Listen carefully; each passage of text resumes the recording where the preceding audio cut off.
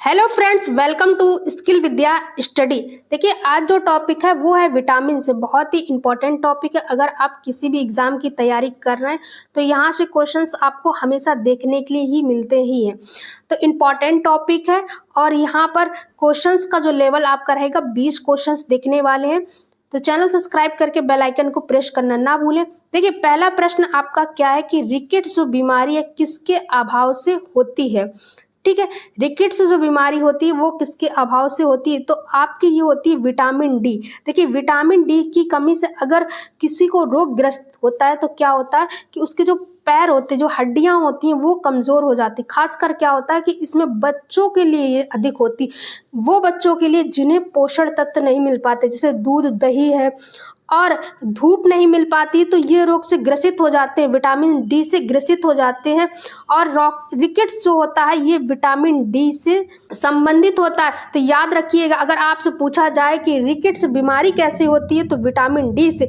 अगर ये पूछ लिया जाए कि विटामिन डी से कौन सी बीमारी होती है तो रिकेट्स होती है। ठीक है, वहीं बात कर ले कि विटामिन ए से होने वाली बीमारी कौन सी होती है तो रेटिनॉल होती है। याद रखिएगा, आपकी रेटिनॉल होती है। और वहीं विटामिन बी से अगर आपसे पूछा जाए कौन सी बीमारी होती है तो आपकी विटामिन बी से होती है बेरी बेरी। ठीक है, और विटामिन सी से कौन सी बीमारी होने वाली है, याद रखिएगा स्कर्वी जो बीमारी होती है ये आपकी होती है विटामिन सी से। तो याद रखिएगा, इंपॉर्टेंट है आपके एग्जाम के लिए। चलिए, अगला प्रश्न है। देखिए, कुछ इंपॉर्टेंट्स देख लेते हैं, जैसे कि रिकेट्स जो जिसे सूखा रोग भी कहा जाता है और बच्चों में होने वाली एक ये बीमारी है जिसमें हड्डियां जो होती हैं वो कमजोर हो जाती हैं। ठीक है, कमजोर होकर मुलायम हो जाती हैं और विटामिन डी कैल्शियम या फास्फोरस की कमी के कारण होता है। अगर कैल्शियम और फास्फोरस आपकी बॉडी में कमी है तो आपको विटामिन डी का रोग हो जाएगा। और विटामिन डी की शरीर को भोजन से कैल्शियम और फास्फोरस को अवशोषित करने में मदद करता है और इनकी कमी से ही रिकेट्स क्या हो जाता है, रिकेट्स जो आपकी बीमारी है वो हो जाती है।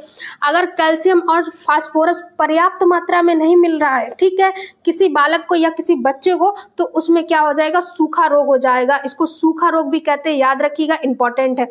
चलिए, अगला प्रश्न है, निम्नलिखित में से कौन सा वायु जनहित रोग है। वायु के माध्यम से फैलने वाला कौन सा रोग है। देखिए, खसरा हो गया आपका, टाइफाइड हो गया, एक तो गुलाबी आंखें हो गई। देखिए, वायु के माध्यम से फैलता है वो आपका क्या होता है, खसरा होता है। इसमें क्या होता है, पहले आपको फीवर आता है और फीवर आने के बाद आपके बॉडी पर लाल लाल दाने निकल आते हैं। ठीक है, इस तरीके। और ये ऐसा एक रोग होता है जिसको, इसका दूसरा नाम चेचक भी बोलते हैं, तो है घर में अगर किसी एक व्यक्ति को रोग है तो दूसरे व्यक्ति को भी इससे संपर्क से आने से उसको भी हो जाता है। तो ये वायु के माध्यम से फैलने वाला रोग है।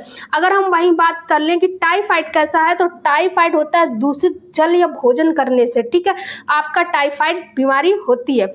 चलिए, अब जान लेते हैं कि वायु से फैलने वाले और कौन कौन से रोग होते हैं। देखिए, वायु की फैलने की बात कर दे तो आपके जैसे खांसी हो गया, जुकाम हो गया, फ्लू हो गया, निमोनिया हो गया, टीबी हो गया, ये भी क्या होते हैं, आपके वायु के माध्यम से फैलते हैं।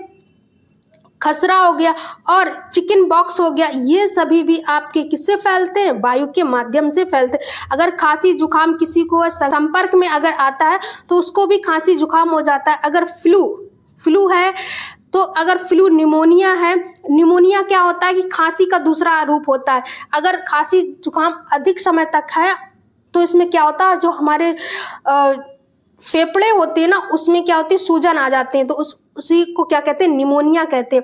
और टीबी भी क्या होती है, एक दूसरे के संपर्क से होती। अगर किसी एक व्यक्ति को टीबी है तो अगर उसका खाने से, भोजन से आदि माध्यम से फैलती है टीबी। और चिकन बॉक्स, ये बीमारियां ये होती एक दूसरे की हवा के माध्यम से फैलती, जैसे कि खांसी या छींकने से। ठीक है, तो याद रखिएगा, इंपॉर्टेंट, अगर पूछा जाए आपसे वायु के द्वारा और कौन से रोग फैलते हैं तो खांसी जुकाम फ्लू निमोनिया ये सभी फैलते हैं। इंपॉर्टेंट है आपके एग्जाम के लिए। चलिए, अगला प्रश्न है, हैजा किसके कारण होता है। हैजा क्या है, कवक है, प्रोटोजो है, वायरस है या जीवाणु है। तो याद रखिएगा, हैजा जो होता है कि जीवाणु होता है। देखिए, किसके माध्यम से होता है, अगर हम दूषित जल पी लेते हैं जिससे हैजा हो जाता है। इससे क्या हो जाती है कि उल्टियां और दस्त होने लगती है। पेट जो होता है ना, पेट में बहुत सारी खराबियां होने लगती हैं। उल्टियां और दस्त होने लगती हैं हैजा से। ठीक ठीक है, तो ये किसके द्वारा फैलता है? तो ये जीवाणु के माध्यम से फैलता है, तो याद रखिएगा।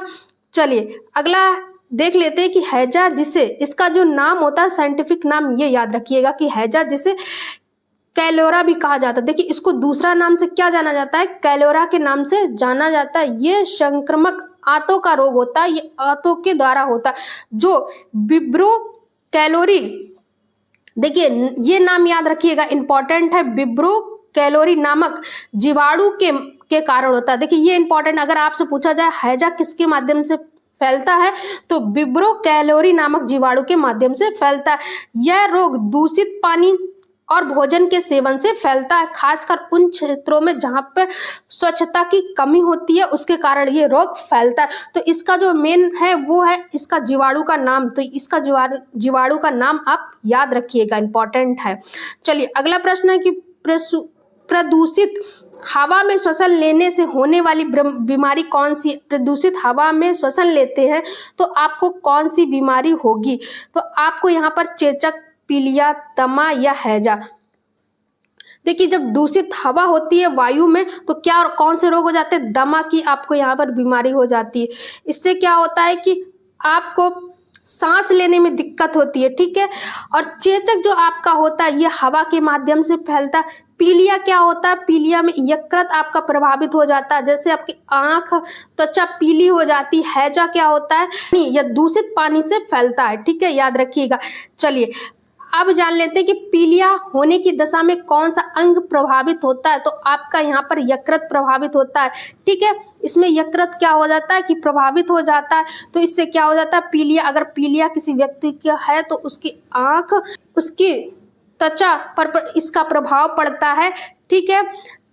चलिए अब जान लेते हैं कि पीलिया जो होता है इसको और किस नाम से जाना जाता है। देखिए अगर पूछा जाए कि पीलिया किस नाम से जाना जाता है तो इसको कहा जाता है जॉन्डिस, ठीक है। जॉन्डिस के नाम से भी अगर आपसे पूछा जाए एग्जाम में कि जॉन्डिस क्या है, ठीक है, तो पीलिया का ही दूसरा नाम है। यह भी कहा जाता है कि ये एक ऐसी स्थिति है जिसमें त्वचा, आंखें और झिल्ली पीली हो जाती। यह तब होता है जब आपके रक्त में बिलिरुबिन, देखिए ये याद रखिएगा, बिलिरुबिन नामक पदार्थ की मात्रा बहुत अधिक हो जाती।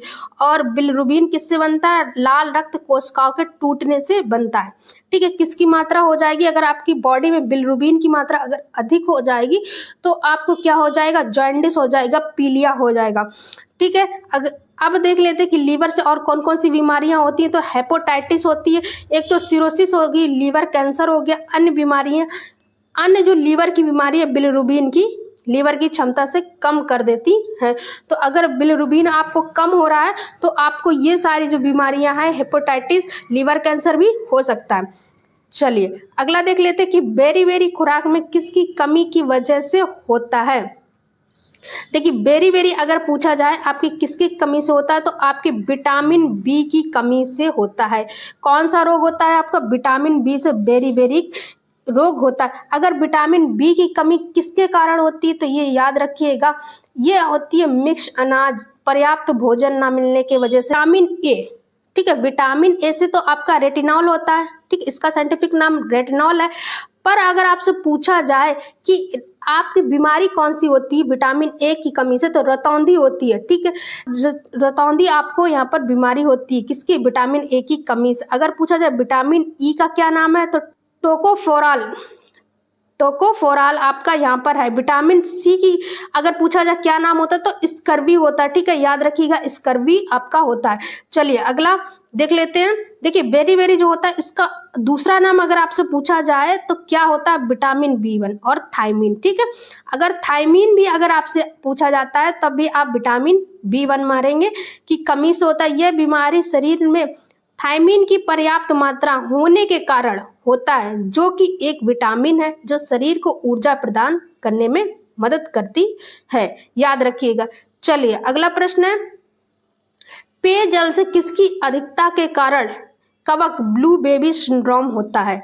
अगर पानी में अगर आपको अधिकता हो जाए, ठीक है, किसकी अधिकता हो जाए कि ब्लू बेबी सिंड्रोम आपको हो जाएगा, ठीक है। एक तो सल्फाइड हो गया, क्रीमियम हो गया, पारा हो गया, नाइट्रेट हो गया। देखिए ब्लू बेबी सिंड्रोम होता है, तो आपको नाइट्रेट की अधिक मात्रा होती है किसमें, वाटर में, पानी में। अगर पानी में ज़्यादा है, ठीक है, अगर ऐसा जल कोई पी लेता है तो उसको ब्लू बेबी सिंड्रोम की बीमारी हो जाती है, ठीक है, याद रखिएगा। चलिए अब देख लेते हैं अगला प्रश्न, रोग जो संक्रमक नहीं है, कौन सा ऐसा रोग है जो संक्रमक नहीं है, जो एक दूसरे से नहीं फैलता, कौन सा ऐसा रोग है जो एक दूसरे से नहीं फैलता। एक तो कैंसर हो गया, निमोनिया हो गया, जुकाम हो गया, हैजा हो गया। देखिए निमोनिया आपका फैलता है, जुकाम भी संक्रमक से फैलता है, पर हैजा जो है आपका ये भी फैलता है, पर जो कैंसर है ये संक्रमक से नहीं फैलता। ये आपका क्या होता है, बॉडी में जब कोई एक पार्ट बढ़ जाता है या एक कोशिका बढ़ जाती है, कोशिका बड़ा रूप धारण कर लेती है, तो आपका कैंसर हो जाता है। तो कैंसर आपका क्या है, ये एक संक्रमक रोग नहीं है, ठीक है, याद रखिएगा। चलिए कैंसर एक ऐसी बीमारी है जो तब होती है जब शरीर में कोशिकाएं अनियंत्रित रूप से आगे बढ़ने लगती है और ट्यूमर बना सकती हैं, ठीक है, ट्यूमर बना सकती हैं। चलिए अस्पताल में किस विभाग में कैथ लैब होती है, ठीक है, कैथ लैब आपका किस विभाग में प्रयोग किया जाता है, पूछा गया है क्वेश्चन में। देखिए पैथोलॉजी विभाग में, चिकित्सा विभाग में, कार्डियोलॉजी में, या आपको मेडिसिन विभाग में। कैथ लैब जो होता है ये कार्डियोलॉजी विभाग में प्रयोग किया जाता है। देखिए कार्डियोलॉजी में किसका अध्ययन किया जाता है, तो हार्ट का अध्ययन किया जाता है, दिल का अध्ययन किया जाता है, हार्ट का। अगर पूछा जाए कि कार्डियोलॉजी किसका अध्ययन है, तो आपका हार्ट का अध्ययन है, ठीक है। चलिए देखिए कैथ लैब के बारे में थोड़ा जान लीजिए, क्या होता है, क्यों प्रयोग किया जाता है। कैथ लैब एक विशेष प्रकार का चिकित्सा कक्ष है जिसे कैथीटराइजेशन प्रयोगशाला भी कहा जाता है, जो हृदय रोग के निदान एवं उपचार के लिए न्यूनतम आक्रामक प्रक्रिया की ली जाती। इसमें कैथेटर नामक पतली झिल्ली नलियों का उपयोग किया जाता है जो हृदय और रक्त वाहिनियों तक पहुंचाता है, और सर्जरी विकल्प के रूप में इसका प्रयोग किया जाता है। अगर देखिए जब सर्जरी होती है, किसकी, हार्ट की सर्जरी होती है, तो ये कैथ लैब का प्रयोग किया जाता है, ठीक है, तो ये याद रखिएगा।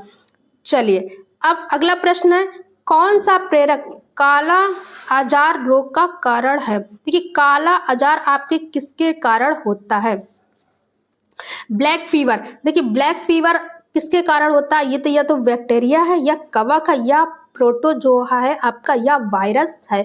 तो काला आजार जो रोग होता है आपका, ये प्रोटोजोआ के कारण होता है, ठीक है, प्रोटोजोआ परजीवी के कारण होता है। ये किससे फैलता है, तो ये एक मधुमक्खी के काटने से फैलता है। देखिए इसके बारे में जान लेते हैं।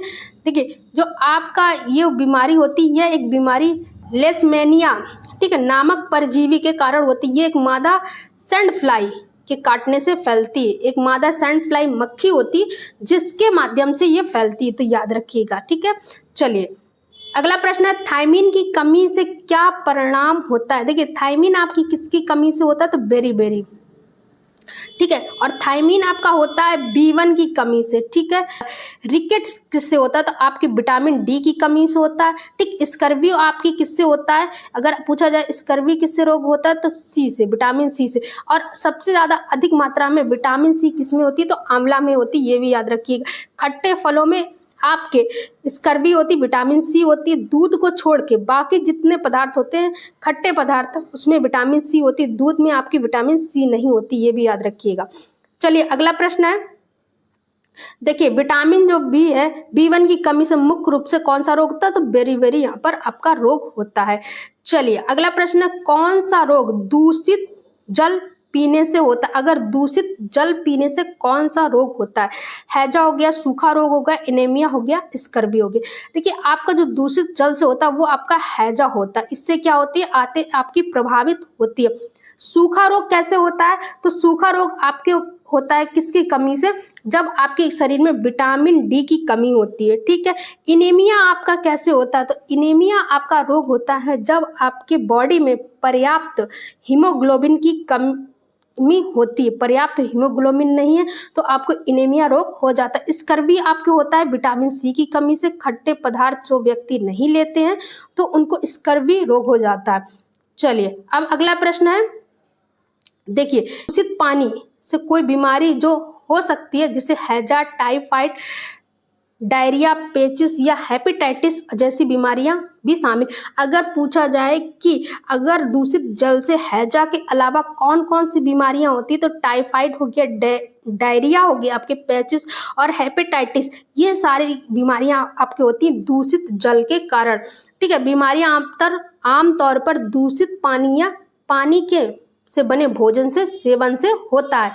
ठीक है, चलिए अगला देख लेते हैं कि टाइफाइड मियादी बुखार फैलता है। कैसे फैलता है? छूने से, वायु से या कीट रोग से, पानी, खाद्य पदार्थ से। देखिए टाइफाइड आपका होता है छूने से तो नहीं होता, ना वायु के माध्यम से फैलता, ना कीट से, ये आपका होता है पानी व खाद्य पदार्थ से। ठीक है, क्या होता है? दूषित जल भोजन का सेवन करने से टाइफाइड बीमारी आपको हो जाती है। ठीक है, चलिए देखिए टाइफाइड क्या होता है कि टाइफाइड बुखार, जिसे अत्र ज्वर भी कहा जाता है, यह सल्मोना, याद रखिएगा, सल्मोना टाइफाइड नामक बैक्टीरिया के कारण होता है। यह बीमारी मुख्य रूप से दूषित भोजन और पानी के सेवन से फैलती है। तो ये भी याद रखिए कि दूषित भोजन और पानी के माध्यम से फैलती।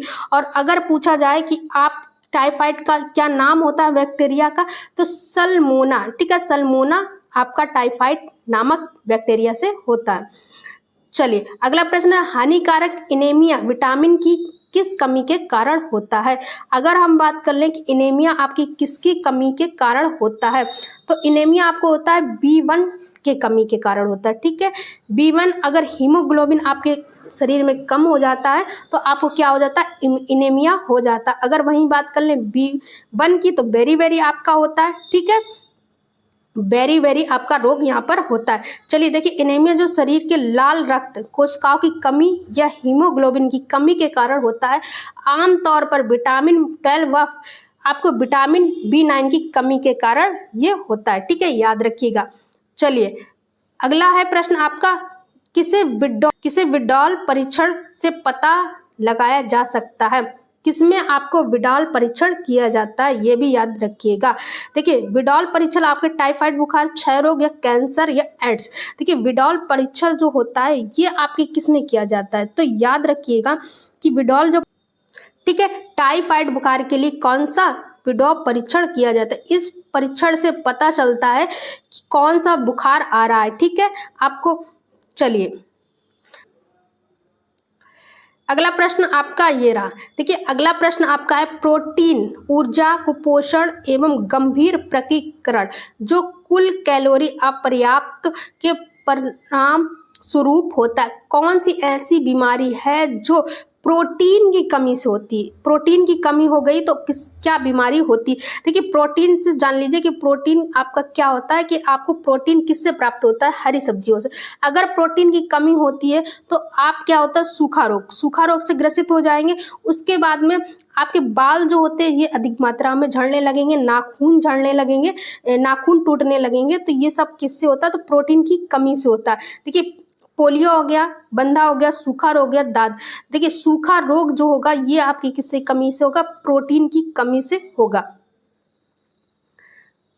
प्रोटीन की कमी से मुख्य रूप से 2 रोग होते हैं। जैसे प्रोटीन की कमी के कारण शरीर में कई अन्य समस्याएं भी हो सकती हैं, जैसे कि स्तन कमजोर, प्रतिरक्षा प्रणाली और विकास में देरी। तो प्रतिरक्षा प्रणाली भी कम हो जाएगी, सूजन हो जाएगा और आपके शरीर का विकास अच्छे से नहीं होगा। ठीक है, चलिए अगला आपका प्रश्न है, रोग जो संक्रामक नहीं है, संक्रामक के माध्यम से नहीं फैलता, कौन सा ऐसा रोग है जो संक्रामक के माध्यम से नहीं फैलता? तो ये कैंसर हो गया, निमोनिया हो गया, जुकाम हो गया, हैजा हो गया। तो ये आपका रोग हो गया कैंसर। ठीक, कैंसर जो होता है आपका, ये रोग जो है ये आपका संक्रमक के माध्यम से नहीं फैलता।